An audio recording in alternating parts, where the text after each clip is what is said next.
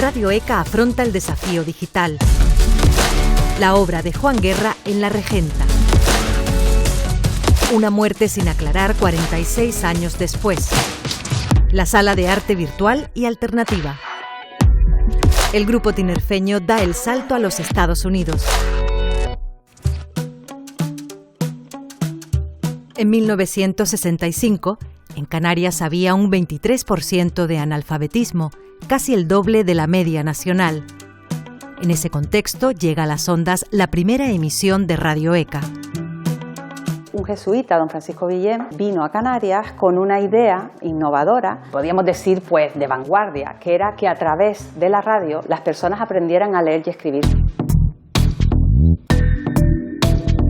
Una genialidad pedagógica que arrastró a muchísimos canarios a formarse y lograr pues cubrir esa necesidad canaria relacionada con el analfabetismo. Desde entonces han dado formación a 3 millones de alumnos. La clave ha sido el acompañamiento. Nuestra formación se caracteriza por 3 elementos principales: la clase grabada, un audio, el material didáctico en el que el alumno pues, va escuchando esa clase y va cumplimentando de una manera activa durante todo el proceso de la escucha, y luego el acompañamiento a través de las tutorías que son presenciales o también online. La clave es esa, ese acompañamiento que nuestro alumnado además siempre resalta, que no se han sentido solos, se han sentido acompañados por ese camino formativo que han realizado con nosotros. Tras 58 años de actividad, Radio ECA deja de emitir para adaptarse a la nueva realidad. Impulsa el cambio las necesidades de nuestro alumnado, las demandas. Nuestro alumnado hoy día reclama pues una atención más deslocalizada, una atención más digital. Además, el impulso que ha provocado la situación de la COVID facilitó que nuestro alumnado diera el salto digital. Las personas reclaman y necesitan pues, unas competencias digitales óptimas que les permitan pues, realizar gestiones bancarias, realizar gestiones con la administración pública e incluso pues, hacer una compra en un supermercado online. Pues esas demandas son las que hoy día reclama la sociedad. Hemos pasado de un analfabetismo funcional, en que las personas no sabían leer y escribir, a un analfabetismo que las personas reclaman el poder usar pues, la tecnología puntera del momento para moverse en una sociedad digital.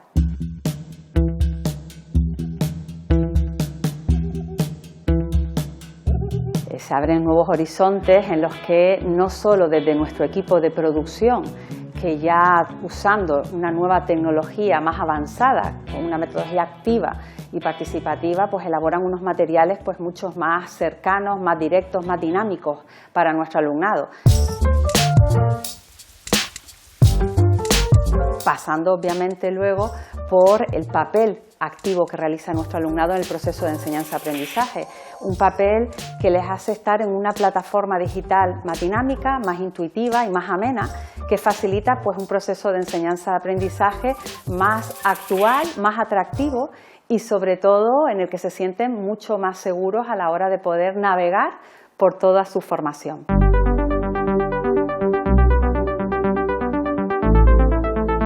Hemos dado el salto de lo analógico a lo digital, pero siempre con la misma misión, no dejar a nadie atrás, dar una enseñanza de calidad y siempre pues abrazando las nuevas tecnologías. En su momento fue la radio y hoy día pues todas aquellas tecnologías avanzadas que están al orden del día para lograr que las personas pues se formen con nosotros no solo en aquellas titulaciones oficiales que les hace tener pues una titulación para poder tener un empleo de calidad, sino también aquella otra oferta que también ofrecemos para que las personas sigan mejorando su cualificación en nuestra sociedad. Su parecer de una persona que no estudie no es nadie en la vida esta, hombre. Es así, ni los engañe. Continuar. Uma folha qualquer eu desenho um sol amarelo. E com 5 ou 6 retas é fácil fazer um castelo. Com o lápis em torno da mão e me dou uma luva. Pero es mejor tener la plata en el bolsillo ahora y no dentro de un mes. ¿Y si dentro de un mes no quiere comprar?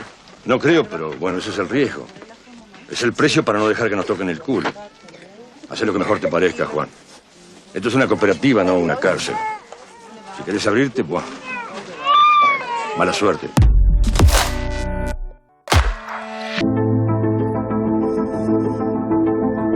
Descubrí el dibujo con un dibujo que alguien colgaba en su ventana todos los días cuando yo pasaba al colegio y veía aquello y digo, ¿cómo se podrá hacer esto? Y esa inquietud despertó en mí un afán tan grande de querer reproducir las cosas que con un lápiz, no tenía otros medios, pues rayaba las paredes.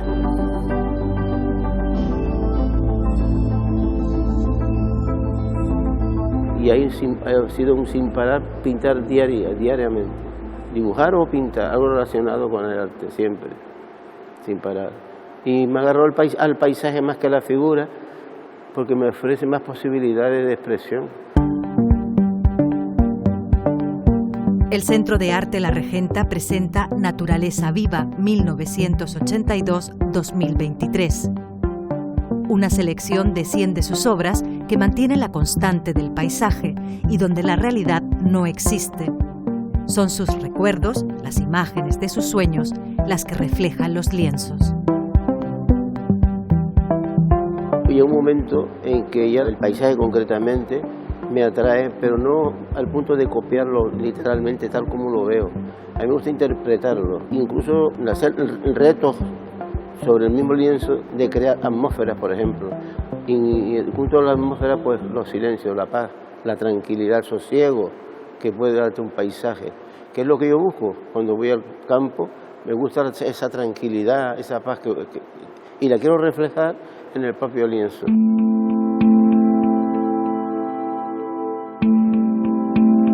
Y ese es el reto, conseguir eso. Y eso me ha costado muchos años de trabajo, muchísimo, porque estoy desde los 7 años investigando hasta la actualidad. Y hay 2 obras que son 20 años de diferencia o 30, de uno al otro, y están puestos justo al lado, por el comisario lo ha visto de esa manera, que tiene continuidad, y tú dices que parece que está pintado el mismo día. Sin embargo, hay una diferencia de 30 años entre uno y el otro. O sea que yo me permanezco en la idea de lo que quiero hacer, pues desde que empecé a pintar.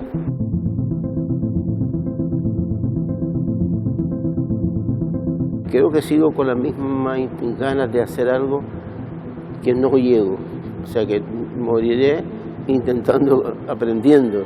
Pero no solamente aprendiendo de otros artistas, de otras enseñanzas, sino de la propia naturaleza, que es la que me enseña.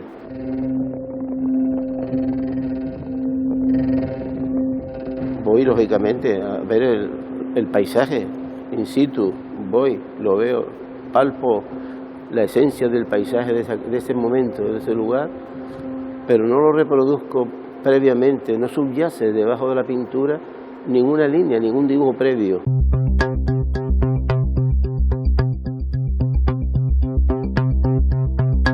Yo mancho directamente pensando en un paisaje que he visto, que luego nunca me sale exactamente igual como lo que vi, porque la obra, el cuadro me va diciendo qué colores, qué pinceladas, qué equilibrio habrá entre un extremo y otro del lienzo.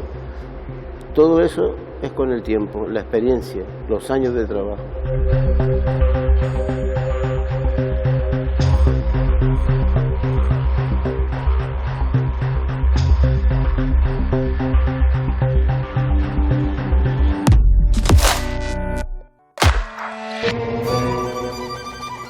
Señoras y señores, el concierto queda reanudado. ¿Qué? Pero Martín Chinijo, si no tienes instrumento. Haremos un concierto sin instrumentos. ¿Qué?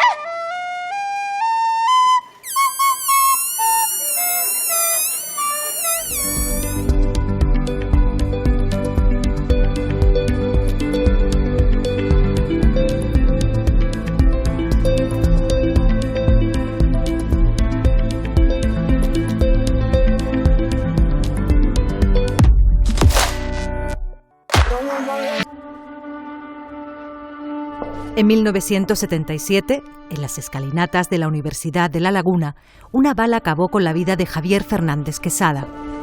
La Guardia Civil había entrado en el campus realizando disparos para disolver una manifestación, pero nunca se encontró un culpable. El documental Quesada, la verdad del silencio, recupera su historia.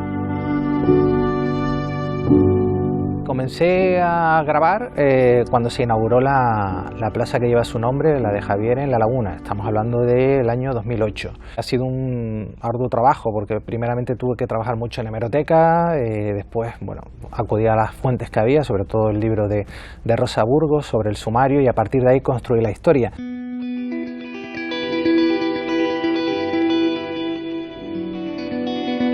Javier no murió por ser Javier.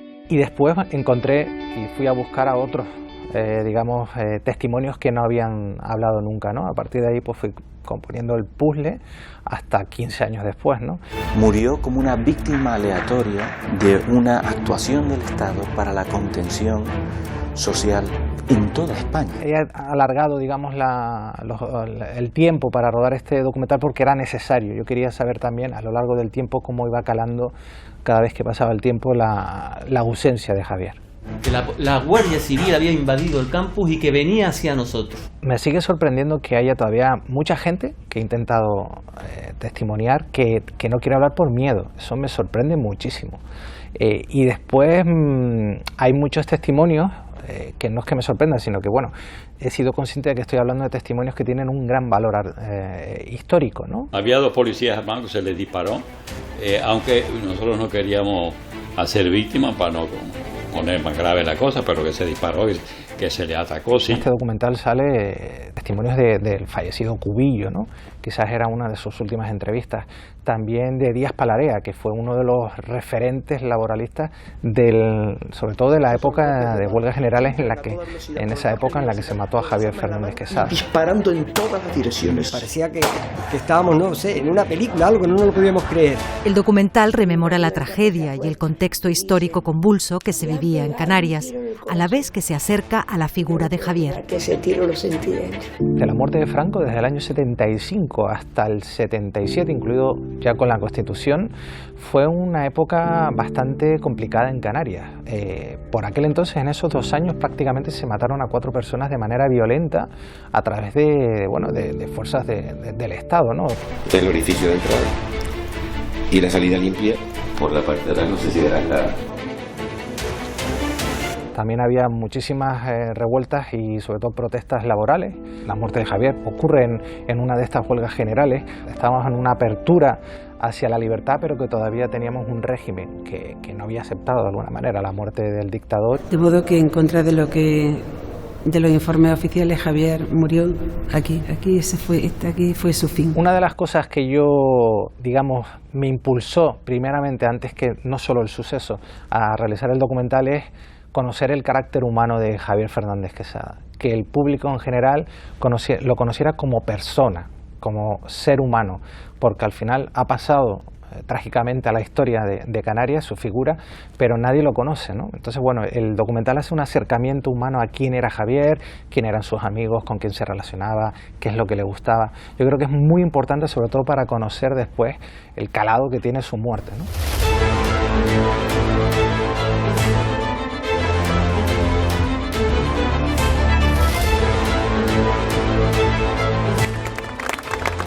Se eligió aleatoriamente a Javier Fernández Quesada, pero el disparo no fue aleatorio, no fue una bala perdida.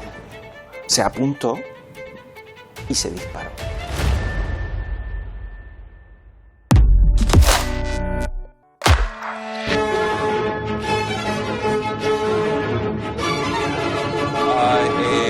Killer, murderer, strangler, assassin. Stop! This kind of music makes me nervous. I'm setting booty traps. You mean booby traps? That's what I said, booby traps. I want to go home. Don't say that. Goonies never say die.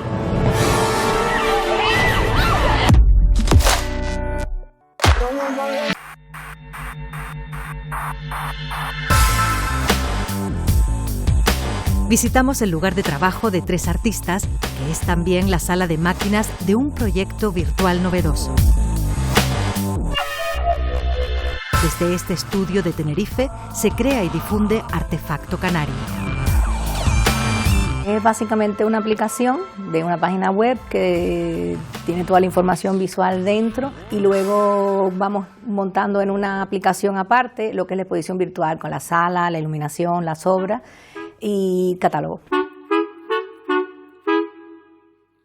Surgió en el 2020 justamente con el COVID y con la posibilidad de empezar a movernos en contextos con mucha gente y básicamente consistía en que los artistas pudieran exponer su obra y mostrar su obra abierta para todo el mundo sin necesidad de contacto físico.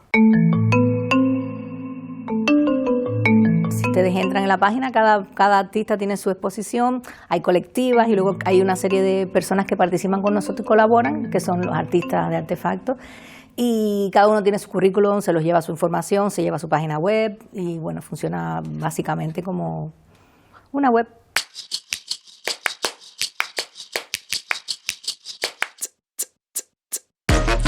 Una sala de arte virtual y alternativa a las tradicionales que ofrece algunas ventajas a los artistas participantes. La diferencia es la difusión. Es muy importante para un artista que ser reconocido por muchos sitios y sobre todo que se vea su obra en diferentes sitios, ¿no? Y ahora Internet para eso es ideal.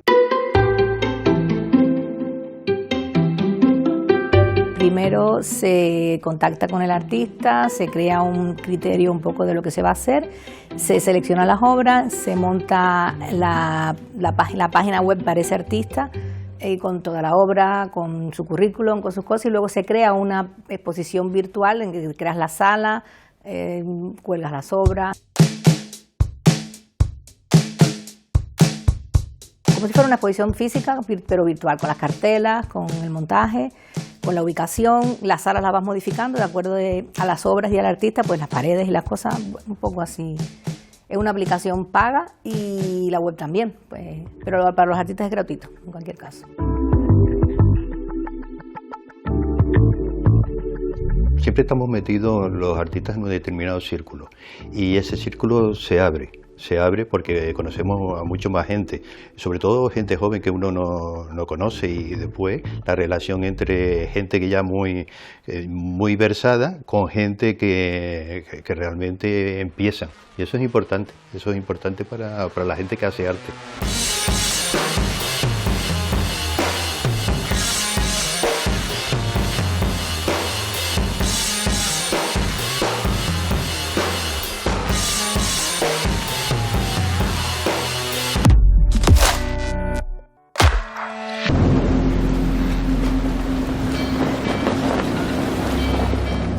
Hai moito que partiron. Naquela viaxe cara non sei que terra. Pronto vendrán a por la vela. You got a gun on you, old man? You damn right I got a gun on me. Y'all gonna steal my gun too? We ain't stealing from you, we're stealing from the bank. Woo! You hear about these bank robberies? You may get to have some fun before they send you off to the rocking chair yet. I may have one hunt left in me.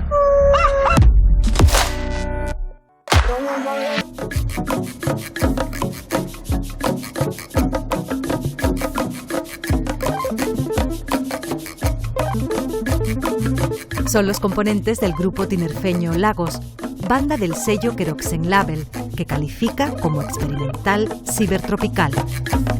Estamos hablando de una etiqueta que, como todas las etiquetas en la vida, no reflejan la realidad. Esto es una mezcla de distintas cosas y tiene un poco de sorna lo de cibertropical, ¿no?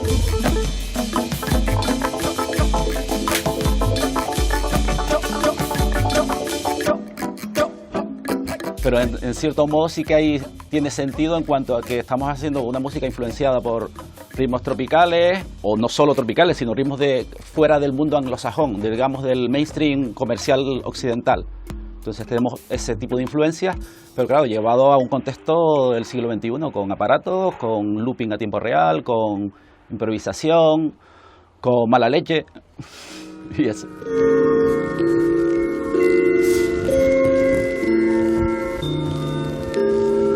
Nuestro sonido es difícil, yo diría que es difícil de definir porque toca muchas influencias que las compartimos entre los tres. Podría ser una especie de música experimental, lo cobré mucho, pero también hacemos un trip hop, hip hop, rock, más psicodélico, no mucho, pero es una música electrónica que es como una mezcla de un montón de estilos de los últimos 30 años y lo hacemos de forma muy espontánea, muy de improviso.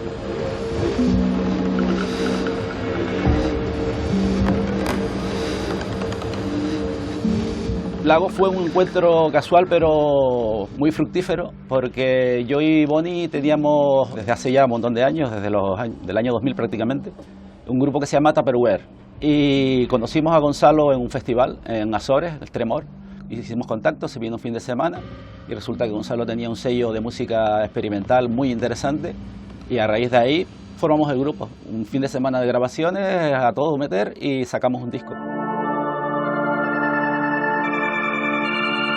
Imaginary Island Music Volumen 1 fue el resultado de esa jam en 2020, en la que imaginaban cómo sería el folclore canario en un futuro lejano.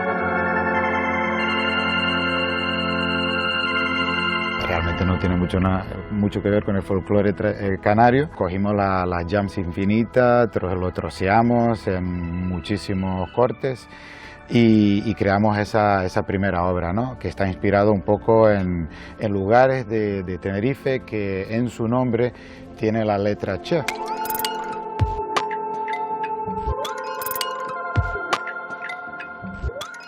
Y este año editamos el volumen 2, digamos que sigue un poco la misma línea, se imagina pues cómo sería la isla de Tenerife y en especial Teide en el futuro lejano.